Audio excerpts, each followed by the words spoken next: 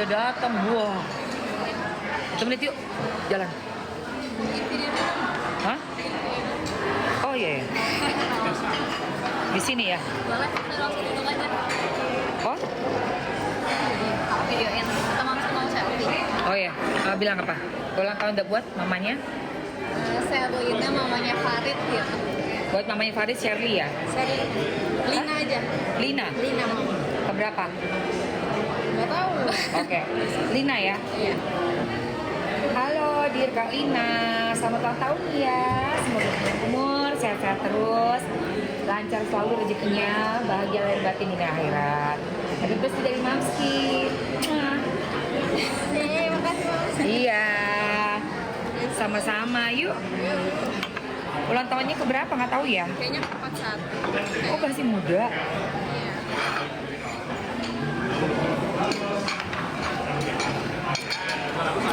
Tapi ya sayang, namanya pengadilan kita wajib datang loh. Itu untuk menghormati hakim loh. Kalau dia sampai nggak datang lagi, dia nggak menghormati pengadilan dong. Hakim harusnya marah. Iya dong. Masa tuan rumahnya kan hakim, tuan rumahnya. Masa hakimnya udah direpotin sama kasus kayak beginian, dianya nggak datang sih? Kasih ya. Ya, thank you. Ya kan? Masa dia udah ngadu-ngadu bikin repot semua orang, terus dia nggak datang, aneh banget. Itu kan kayak mengadu gitu kan. Lu ngadu, udah mau diproses, masa lu nya nggak datang?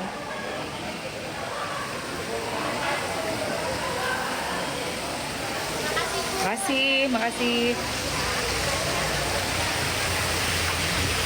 Oh ya. Thank you ya. Kamu langsung ya? Iya, aku juga Oke. teman. Bye sayang. Bye. Oh dijemput. Oke, bye. Iya maksud gue, kalau kita lihat ini kan kasusnya dia. Kompir. Ya Allah terbalik. Sorry mas. Cici Ci lagi. Kayaknya. Langsung ke Hamptons Park.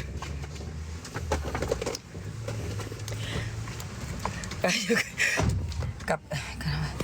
Gua nggak tahu kenapa pada pakai masker. Mungkin pada bengek kali. Mungkin pada alergi kali. Pada alergi kayaknya.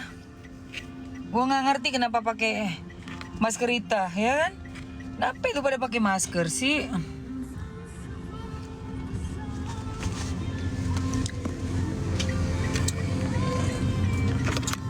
Ajaib.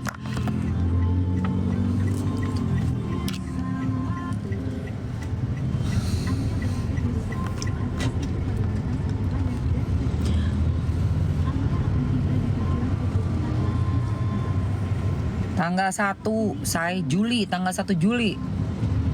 Pulanglah. Mau ngapain, gue mau nginep di restoran.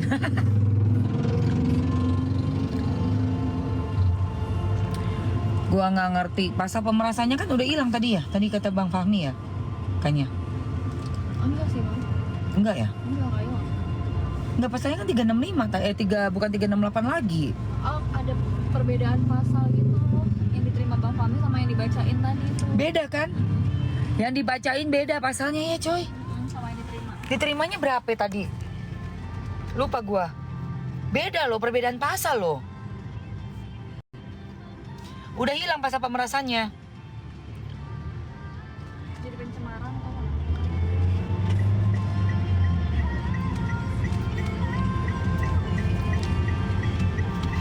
Iya, kayaknya nggak boleh ngomong banget ya. Iya, nggak ada pasal pemerasan nggak ada. Makanya tadi netizen ya yang pada ngotot bilang, ini pemerasan kok lu bilang pemerasan. Apa sih lu peras lu kira jeruk apa? Lu kali peras kolor. Udah nggak ada peras ah. Emang bukan sayang, itu kan narasi yang dibangun dari awal kasus ini. Mana ada mode pemerasan telepon-teleponan ketawa ketiwi. Orang ketawa ketiwi, iya ya Mail, iya.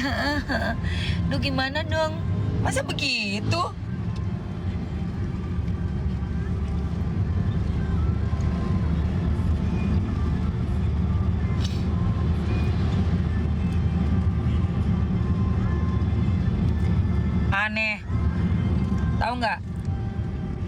Nyaris juga tuh si Doktif kena. Nyaris tuh si Doktif kena. Iya kan? Untung Doktifnya ngetes doang. Pengen tahu nih kekuatannya. Kekuatan mereka ya kan?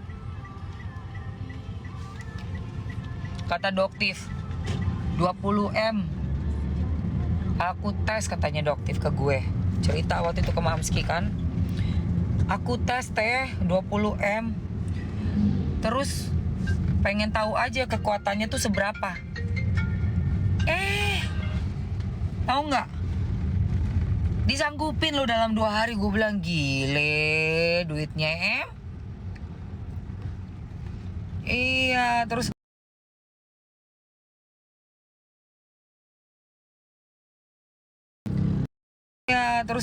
terus bilangnya apa? Katanya Doktif yang ini boro-boro, jangan sedih lu, nggak ada Doktif gitu ya. Aja lu. Iya, untung nggak Doktif itu kan bukan kayak Mamski, kayak Niki, kayak Mamski, Niki, artis-artis gitu ya. Biasa terima endorsan, jadi kadang rancu juga, gitu loh say.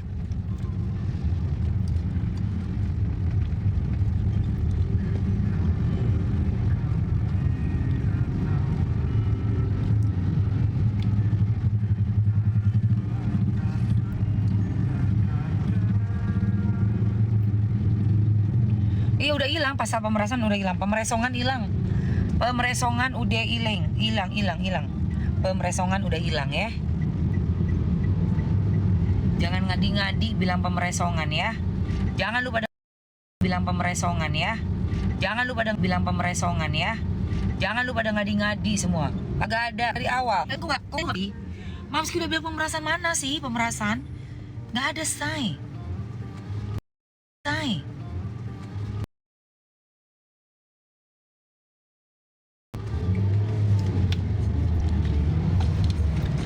Ya lo melakukan udah diganti kayak melakukan pencemaran gitu kalau memang ada nama baik. Tapi kalau kitanya bukan orang baik yang menjual barang-barang overprice overclaim, itu bukan pencemaran, itu namanya fakta. Mana ada pencemaran. Nama baik bisa dibuktikan nggak memang ada nama baik? Buktikan dulu nama baiknya ada, baru dicemarkan. Kalau gue begitu, gue kejar tuh. Saya dibilang pencemaran nama baik.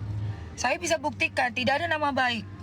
Karena saya bisa buktikan ada barangnya ini. Dan ini sudah ada yang dirugikan si A, si B, si C, si D. Berarti saya tidak mencemarkan, tapi saya memberikan kejujuran. Saya membuka fakta. Begitu Pak Hakim. Bapak, ibu-ibu hakim, mbak jaksa. Kalau gue jadi Niki gue begitu.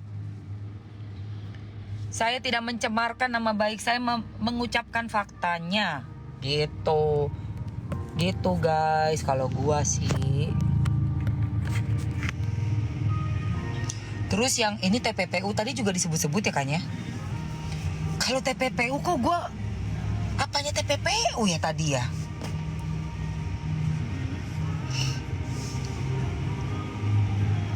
Nah itu makanya ada perdatanya kan, One Prestasi.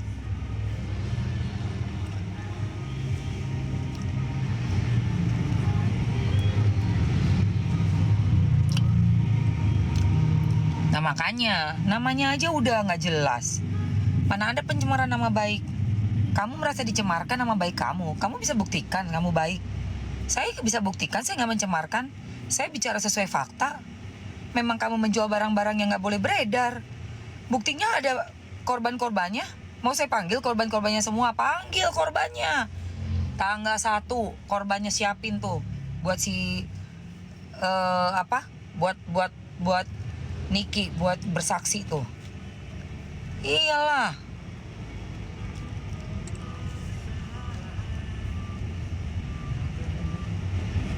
Tanggal 1 datang saya numplak ini pasti tanggal 1.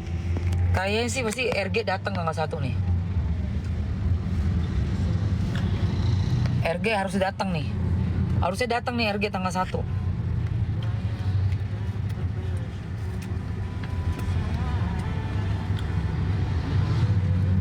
Lah makanya kan fakta dong, ada overclaim, ada overprice, ada korban kan lagi ada dilaporin juga udah. Korban dari tahun 2023. Buktinya ada, pembelian barang ada, muka rusaknya ada, semua ada. Nah, tinggal dipanggil nih orangnya nih. Udah dilaporin yang itu kerusakan dari wajah gitu kan. Aduh, kalau si RG nggak datang lagi tanggal 1 sih. Coba gue tanya dulu deh, bentar. Mr. Genius? Ya, ada yang bisa saya bantu? Saya pengen tanya ini ya, bener-bener nih. Kalau tanggal 1 Juli nih, sidang lanjutan pidana Reza Gladys lawan Nikita Mirzani, dan perdata Nikita Mirzani melaporkan Reza Gladys. Terus Reza Gladysnya nggak datang lagi. Itu gimana situasi seperti itu? Jika Reza Gladys tidak hadir tanpa alasan yang sah, persidangan tetap bisa dilanjutkan. Hakim akan mempertimbangkan bukti-bukti yang ada dan membuat keputusan berdasarkan hukum yang berlaku. Ketidakhadiran Reza Gladys bisa saja merugikan posisinya dalam persidangan. Oh, jadi biarin aja dia nggak datang ya. Nanti ditentukan sendiri sama hakimnya gitu. Betul sekali. Hakim akan tetap Betul sekali. Hakim akan tetap melanjutkan persidangan. Kalau perdata saya tahu itu bisa, tapi kalau pidana ini dia pelapornya, kenapa dia nggak datang? Harusnya datang kan?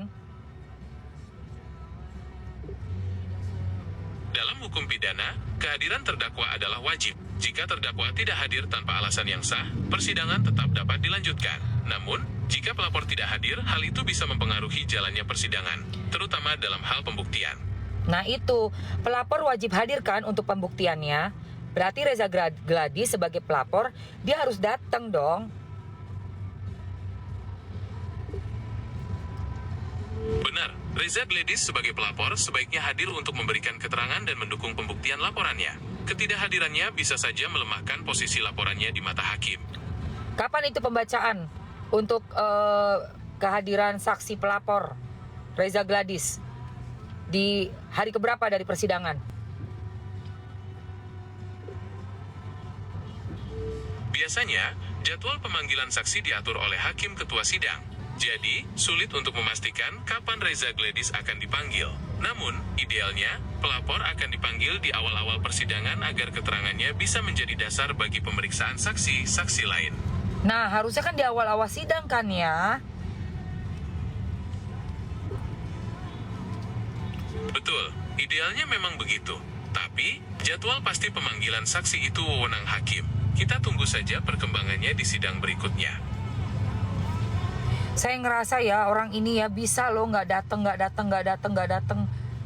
Kalau orang biasa boleh nggak sih kayak begitu? Tidak bisa. Saksi yang dipanggil secara sah wajib hadir di persidangan. Jika tidak hadir tanpa alasan yang sah, saksi tersebut bisa dipanggil paksa oleh pihak berwajib. Aturan ini berlaku untuk semua orang, tanpa terkecuali. Berarti nanti kalau nggak datang lagi bisa dipanggil paksa begitu?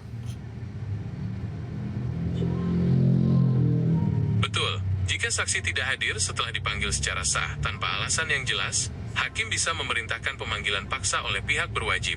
Ini untuk memastikan persidangan berjalan lancar dan keadilan tetap ditegakkan. Oke.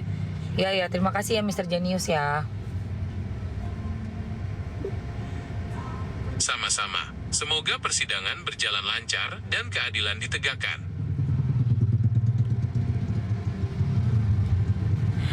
Mr. Genius, kalau ini kita berandai-andai ya. Menurut kamu nih, melihat dari kasusnya Nikita Mirzani melawan Reza Gladys, kira-kira yang bakal menang siapa? sulit untuk memprediksi hasil akhir persidangan. Kedua belah pihak pasti memiliki argumen dan bukti masing-masing. Nikita Mirzani dikenal vokal dan Reza Gledis juga memiliki pendukungnya sendiri. Kita tunggu saja putusan hakim nanti. Coba menurut kamu lihat-lihat pendukungnya Reza Gledis sama pendukungnya Nikita Mirzani lebih banyak mana? Nikita Mirzani dikenal sebagai sosok yang kontroversial dan memiliki banyak penggemar sekaligus pembenci. Di sisi lain, Reza Gledis juga memiliki basis pendukung, terutama dari kalangan pengusaha dan selebriti. Sulit untuk mengatakan siapa yang lebih banyak pendukungnya, karena hal ini sangat subjektif. Oke, tapi melihat dari sisi kasusnya nih, kamu coba dalami kasusnya Nikita Mirzani dan Reza Gledis. Apakah Nikita Mirzani bisa memenangkan dan bebas dari tahanan yang selama ini dia udah jalani? Menurut kamu nih, kamu cek dulu, coba tes. Kasus Nikita Mirzani vs Reza Gledis ini cukup kompleks. Nikita Mirzani dilaporkan atas dugaan pencemaran nama baik, sementara ia juga melaporkan balik Reza Gledis atas dugaan pengancaman. Keduanya sama-sama memiliki bukti dan saksi. Melihat dari kasusnya, peluang Nikita Mirzani untuk menang dan bebas dari tahanan tetap ada. Namun, semua tergantung pada bukti dan saksi yang diajukan di persidangan. Hakim akan mempertimbangkan semua faktor sebelum membuat keputusan. Oke, iya sih benar. Kalau begitu, saya mau tanya lagi nih, ini ada yang ngomong nih, namanya dari Asoka New. Asoka New nanya nih, Mam, film Sirik kok udah nggak ada di bioskop ya? Kamu tahu tentang film Sirik nggak? Film Sihir sudah tidak tayang di bioskop Sirik. karena masa tayangnya sudah selesai. Film Siriknya Nikita Mirzani. Film Syirik yang dibintangi Nikita Mirzani baru akan tayang di bioskop pada tanggal 19 Juni tahun 2025. Kemungkinan besar film ini akan tayang di berbagai jaringan bioskop di Indonesia. Apakah kamu tertarik untuk menonton film ini? Masih tayang nggak? Film Syirik baru akan tayang di bioskop pada tanggal 19 Juni tahun 2025. Iya, ini kan udah tanggal 20 berapa kayaknya? Ini kan udah tanggal 24. Makanya aku tanya, masih ada nggak di bioskop? Iya betul, hari ini tanggal 24 Juni tahun 2025. Film Syirik sudah tayang perdana pada tanggal 19 Juni tahun 2025. Jadi, kemungkinan masih ada di beberapa bioskop. Mau aku bantu carikan jadwal dan lokasi bioskop yang masih menayangkan filmnya? Ya, tolong carikan jadwal dan bioskopnya. Tentu, film Syirik masih tayang di beberapa bioskop di Jakarta. Misalnya di Blok M21, ada beberapa jadwal tayang hari ini. Atau mau coba aku carikan di daerah lain? Coba daerah Jakarta Selatan, tempat tinggal aku. Oke, film Syirik masih tayang di beberapa bioskop di Jakarta Selatan. Hari ini, ada beberapa jadwal di Pondok Indah 21 dan Ciplas Plaza Klender. Mau aku sebutkan jam tayangnya? Wow, kamu lengkap sekali. Pinter banget sih kamu, Mister.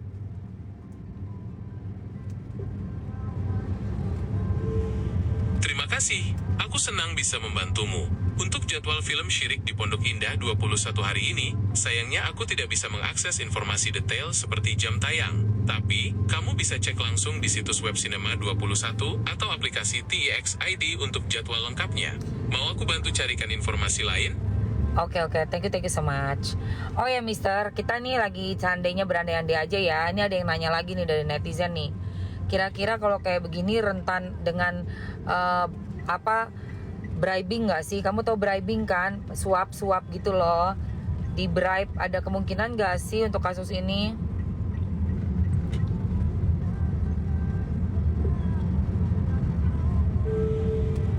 Dalam sistem peradilan di Indonesia, suap atau penyuapan adalah tindakan ilegal. Jika terbukti ada suap dalam kasus Nikita Mirzani dan Reza Gledis, pihak yang terlibat bisa dijerat hukum.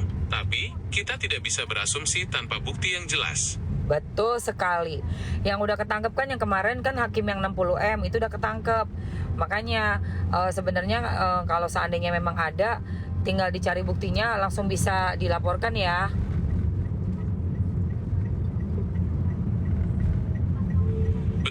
Jika ada bukti kuat, tentu saja bisa dilaporkan. Tapi, penting untuk diingat bahwa tuduhan tanpa bukti bisa berbalik menjadi fitnah. Jadi, kita tunggu Betul. saja perkembangan kasus ini. Ya, setuju banget. Oke. Ya udah deh, Betul, kita sebagai masyarakat awam sebaiknya tidak berspekulasi dan menyerahkan sepenuhnya proses hukum kepada pihak yang berwenang. Yes, itu benar sekali. Itu tadi ada pertanyaan dari netizen yang nonton live-nya aku. Aku lagi live nih di TikTok nih. Wah, seru sekali. Pasti banyak pertanyaan menarik dari netizen. Apakah ada pertanyaan lain yang ingin kamu tanyakan padaku? Iya, ini tadi dia tanya, Kak, tadi bacaan dakwaan soal pemerasan beneran dihapus JPU ya? Soal dakwaan pemerasan, belum ada informasi resmi apakah dihapus atau tidak. Tapi, JPU punya wewenang untuk mengubah dakwaan kalau memang ada bukti baru atau pertimbangan hukum. Kita tunggu saja kelanjutan sidangnya. Iya, itu dia makanya tadi udah nggak ada. Kan saya ada di sana. Tadi saya ada di sana, di pengadilan. Jadi tadi pembacaannya itu udah hilang tuh, yang pemerasannya.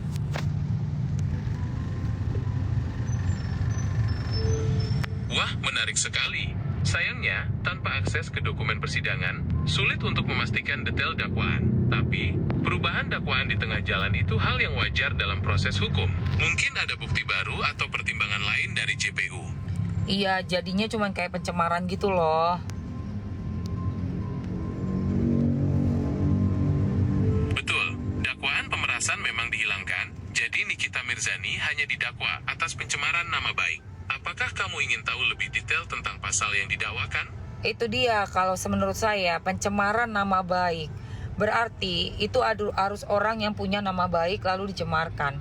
Tapi bagaimana dengan orang yang memang betul-betul tidak sesuai dalam menjual barang, dagangannya tidak bagus, berbahaya untuk konsumen dan overprice, overclaim. Berarti kan dia tidak baik. Berarti bukan pencemaran dong, melainkan membuka tabir yang ditutupi dengan pura-pura baik, iya kan?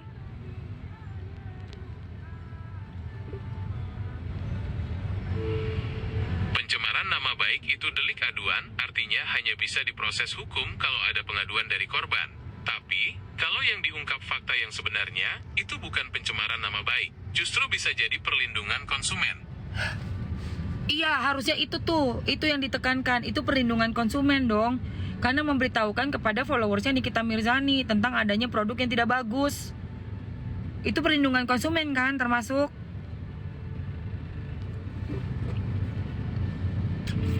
Betul sekali, mengungkap fakta yang sebenarnya demi melindungi konsumen itu tindakan yang benar. Justru, itu bisa jadi dasar pembelaan yang kuat dalam kasus ini. Iya, itu harusnya dasar pembelaannya sangat kuat dalam kasus ini. Karena kan yang dipertahankan oleh si pelapor bahwa dia merasa sudah dirugikan banget dengan dikata-katain gitu ya, dikasih tahu nih produk gini. Tapi kalau bisa ngebuktiin produk emang jelek, terus emang ada banyak korbannya dan korbannya bisa dihadirkan, kan bisa ya. Betul sekali. Pembuktian bahwa produk tersebut memang bermasalah dan merugikan konsumen akan menjadi poin penting dalam pembelaan Nikita Mirzani. Oke. Apalagi jika ada saksi. Apalagi kalau ada saksinya kan.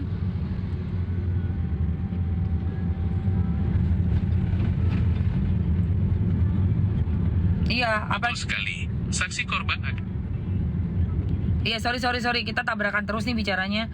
Oke, silakan kamu bicara.